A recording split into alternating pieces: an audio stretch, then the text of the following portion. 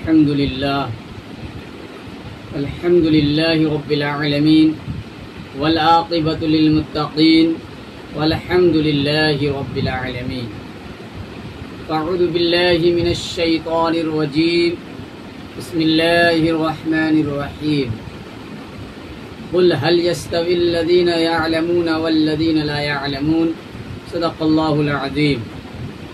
وقال النبي صلى الله عليه وسلم العلم نور او كما قال عليه الصلاة والسلام. معزز سامعین کرام، عزیز ساتھیوں، پیارے بچوں،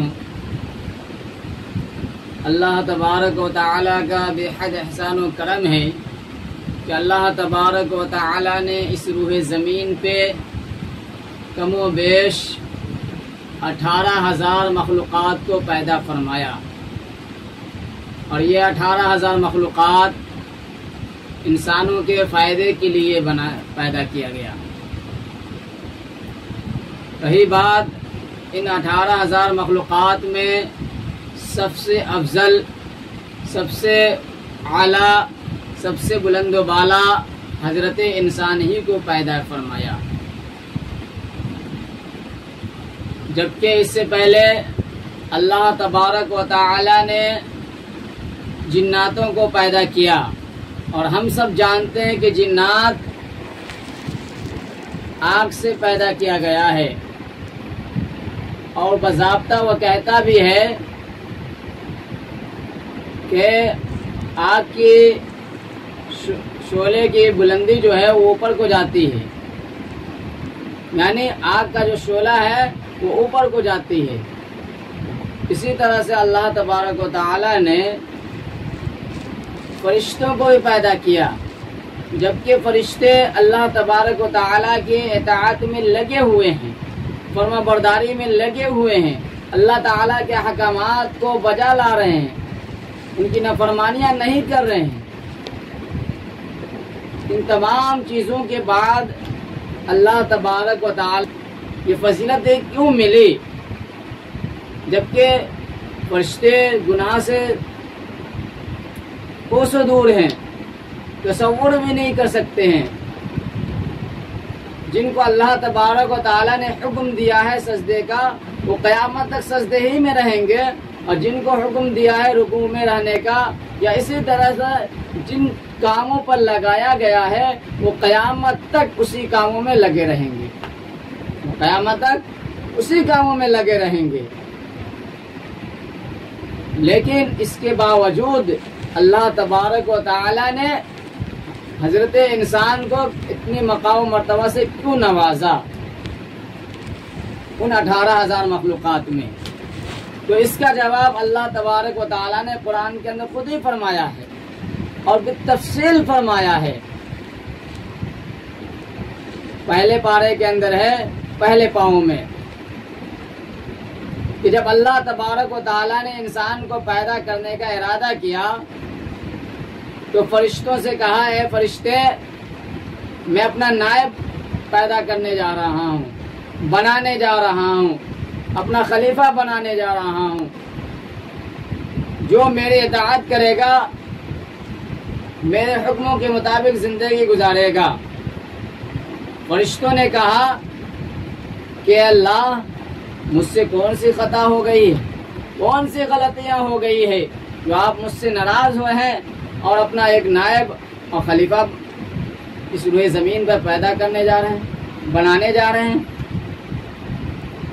اللہ تبارک و تعالی نے فرمایا، اے فرشتے، وہ چیز جسے تم نہیں جانتے ہو، تم نہیں سمجھتے ہو، وہ چیز ہم جانتے ہیں، کیونکہ اللہ تبارک و تعالی ہر چیز پہ قادر ہے، ہر چیز پہ قدرت رکھنے والا ہے. اللہ تعالیٰ خود ہی قرآن کے اندر کہتا ہے، ان اللہ علی کل شیء قدیر، کہ اللہ ہر چیز پر قادر ہے، ہر چیز پر قدرت رکھنے والا ہے. بہرحال فرشتوں نے اس جواب کو سنا تو کہنے لگے، آخر غلطیاں کیا ہوئی بتا تو دیجئے.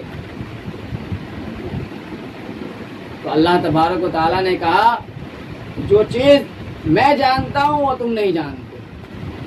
میرے کیف اللہ تعالیٰ حضرت آدم علیہ السلام کو پیدا کیا، یعنی مٹی کے ڈھانچے سے بنایا گیا، پھر اس میں روح ڈالی گئی، اور ڈالنے کے بعد اللہ تبارک و تعالیٰ نے تمام چیزوں کے نام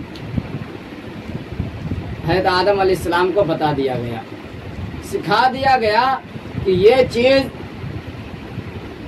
یہ ہے اور اس کا نام یہ ہے اور اس کے فوائد یہ ہیں. اور تمام چیزوں کے نام سکھانے کے بعد، فوائد بتانے کے بعد، پھر حضرت آدم علیہ السلام کو لایا گیا، فرشتوں کو بھی بلایا گیا اور فرشتے سے کہا گیا اے فرشتے یہ کیا چیز ہے، اس کے کیا فوائد ہیں، اس کے نام کیا ہے، بتاؤ. فرشتوں نے پھر وہی جملہ دہرایا کہ اللہ آپ کے سوا تو کوئی جاننے والا نہیں، آپ تو ہر چیز پر قدرت رکھتے ہیں، آپ تو عالم الغیب ہیں، غیب کی خبر رکھنے والے ہیں. پھر اللہ تبارک و تعالیٰ نے حضرت آدم علیہ السلام کی طرف اشارہ کر کے کہا اے آدم یہ کیا چیز ہے، اس کے کیا فوائد ہیں، اس کے یہ کس چیز کے کام میں آتا ہے. حضرت آدم علیہ السلام اللہ تعالیٰ کے حکم سے فر تمام چیزوں کے نام کو بتاتے چلے گئے، پر تمام چیزوں کے ناموں کو بتاتے چلے گئے، شمار کرتے چلے گئے. تو اللہ تبارک و تعالی اس چیز سے بتانا یہ چاہ رہے ہیں کہ ہم نے جو فرشتوں سے افضل بنایا، جنات سے افضل بنایا حضرت انسان کو، اس کی وجہ علم ہے. کیا ہے؟ علم کی وجہ سے اللہ تبارک و تعالی نے انسان کو سب سے بڑی بلندی عطا فرمائی، بڑا مرتبہ عطا فرمایا. باقی روپے پیسے کے کمالات نہیں ہیں.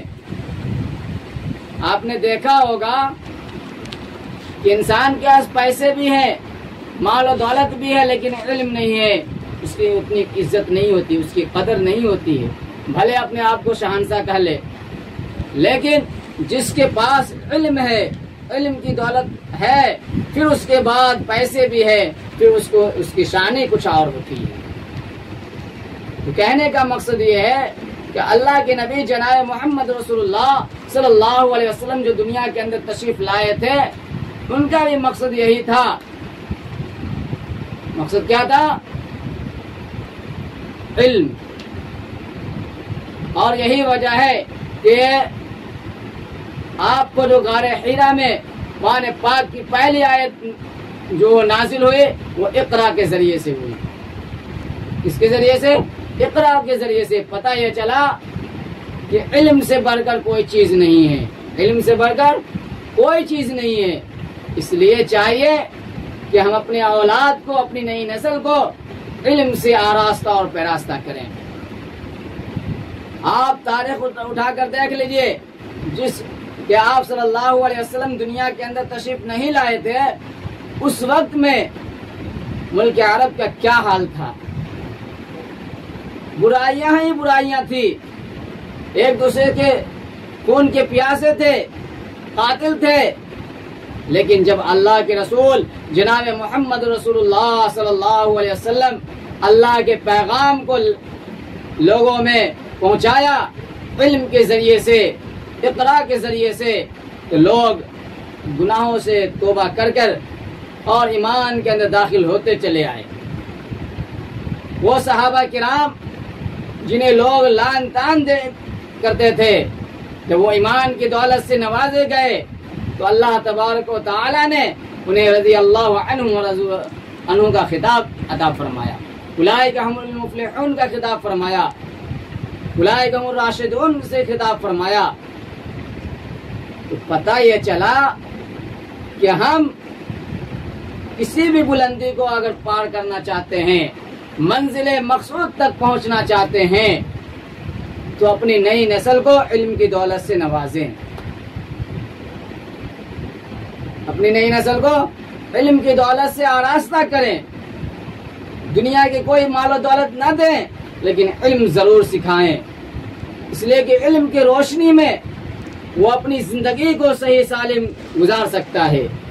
اگر علم کی دولت سے آپ کوسوں دور رکھتے ہیں، نہیں سکھاتے ہیں، تو یاد رکھیے آپ کی نئی نسل آپ کے جانے کے بعد آپ کے لیے دعا نہیں کرے گی، بددعا ہی کرے گی، بددعا دے گی کہ ہمارے والد نے، ہمارے دادا نے، ہمارے خاندان والوں نے ہمیں نہیں پڑھایا۔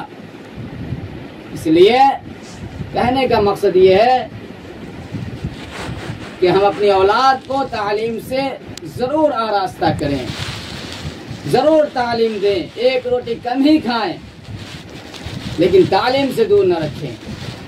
لیکن اگر من میں ہے کہ ہم غلامی کریں گے، اپنی اولاد کو بھی غلامی کروائیں گے لوگوں کا، تو کوئی بات نہیں، علم سے آپ دور رکھیے۔ آج یہی دیکھا جاتا ہے کہ جن گھروں میں پڑھے لکھے لوگ نہیں ہیں ان کو اپنا غلام سمجھتے ہیں، ان کی بات کرنے کا طریقہ الگ ہوتا ہے۔ ہم نے دیکھا بہت سارے لوگوں کو، بھلے کوئی مجبوری ہو، کسی مجبوری کی وجہ سے نہیں پڑھا سکا ہو، لیکن کس طرح سے بات کرتے ہیں، ارے فلانوا ہے رے ادھر آ، اس کا بیٹا ہے رے ادھر آ۔ تو ہمیں اسی چیز کو دور کرنا ہے کہ فلانوا ادھر ادھر چور اور ڈھکان کا بیٹا کو ختم کرنا ہے۔ ہمیں اس کے زبان پر یہ لانا ہے، اے فلاں صاحب کے لڑکے ہو، اچھا انجینئر صاحب کے لڑکے ہو، اچھا پروفیسر صاحب کے لڑکے ہو، اچھا ڈاکٹر صاحب کے لڑکے ہو، اچھا مولانا صاحب کے لڑکے ہو، اچھا مفتی صاحب کے لڑکے ہو۔ یہ عزت بھری آواز گونجنی چاہیے۔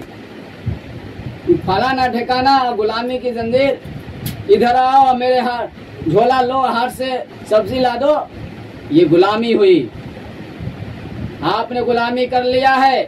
لیکن اب میں آپ سے خدا کا واسطہ دے کر کہہ رہا ہوں کہ آپ اپنی بچوں کو غلامی کی دہلیز پر نہ پہنچائیں، بلکہ علم دین سکھائیں، اور علم دین سکھانے کے بعد دنیاوی علم سے بھی آراستہ کریں۔ آج لوگ یہ سمجھتے ہیں کہ اصل پڑھائی دنیاوی ہے، اخروی ہے۔ میں یہ کہتا ہوں اور کہتا رہوں گا کہ اللہ کا شکر ہے کہ شریعت نے ہمیں صرف علم دین ہی سیکھنے کی اجازت نہیں دی، بلکہ علم دین کے ساتھ ساتھ دنیوی علم بھی سیکھنے کا حکم عطا فرمایا ہے۔ اگر کوئی بچہ حافظ قرآن بنتا ہے بہت اچھی بات ہے، افضلیت کا مقام، اس کا مقام و مرتبہ ہی کچھ اور ہے۔ جو عالم بنتا ہے بہت ہی اچھی بات ہے، فاضل بنتا ہے، مفتی بنتا، بہت ہی اچھی بات ہے۔ یہ افضل ہے کہ اللہ نے اس کے گھروں میں عالم دین، مفتیان کرام، قاری قرآن، حافظ قرآن بنا کر بنایا۔ لیکن اتنا ہی پہ بس نہ کر دیں، اور بھی دین کی خدمت کرنا ہے ہمیں۔ اور خدمت کیا ہے کہ اپنے بچوں کو ڈاکٹر ضرور بنائے، انجینئر ضرور بنائے، پروفیسر ضرور بنائے۔ اس لیے آج بہت ہی افسوس ہوتا ہے جب ہم اپنی ماں اور بہنوں کو لے کر ڈاکٹر کے یہاں جاتے ہیں۔ میں کن کن چیزوں کو آپ کے سامنے شمار کروں؟ آپ جب جائیں گے تو آپ خود ہی دیکھے ہوں گے کیا کیفیت ہوتی ہے، کیا حالت ہوتی ہے، اپنے آپ میں کیا محسوس کرتے ہیں۔ اس لیے ہمارے قوم کی ہر بچیاں، ہماری خواہش ہے کہ ڈاکٹر ہو، اور ڈاکٹر کے ساتھ ساتھ ماسٹر بھی ہو، بہت ضروری ہے۔ اور ہمارے قوم کا بچہ ڈاکٹر بھی ہو، انجینئر بھی ہو، پروفیسر بھی ہو، سب کچھ ہو، لیکن اس کے لیے شرط ہے۔ شرط یہ ہے کہ اگر ڈاکٹر بنتا ہے، انجینئر بنتا ہے یا ڈاکٹر بنتی ہے تو کیسے اپنے دین پر کھڑی رہ سکتی ہے یا رہ سکتا ہے، اس کا ایک طریقہ اپنانا ہوگا۔ وہ طریقہ یہ ہے، ہمارے اکابر نے بہت ہی اچھا طریقہ بتایا ہے اور اپنایا ہے۔ آج الحمدللہ اسی طریقے کی وجہ سے نوجوانوں میں جو تھوڑی سی بھی علم کا بو آ رہی ہے، اسی کی وجہ سے وہ طریقہ کیا ہے کہ ہم اپنے بچوں کو صبح صبح اٹھائیں اور علم دین کی طرف سیکھنے کی طرف بھیجیں۔ مسجد کے اندر مکتب چلتا ہے، مدرسے ہیں، آپ اپنے بچوں کو وہاں بھیجیں تاکہ آپ کا بچہ علم دین کے ساتھ ساتھ دنیاوی علم بھی سیکھ لے۔ جب علم دین سے آپ دور کریں گے اور دنیاوی علم کی طرف مکمل توجہ دیں گے تو پھر یاد رکھیے یہی بچہ آپ کی قدر نہیں کر سکتا ہے، آپ کی باتوں میں نہیں آ سکتا ہے۔ آپ چاہیں گے میری اطاعت کرے، میری فرما برداری کرے، مشکل ہے، اس لیے کہ آپ نے شروع سے ہی اس کا ذہن اس کے طرف سے ہٹا دیا ہے۔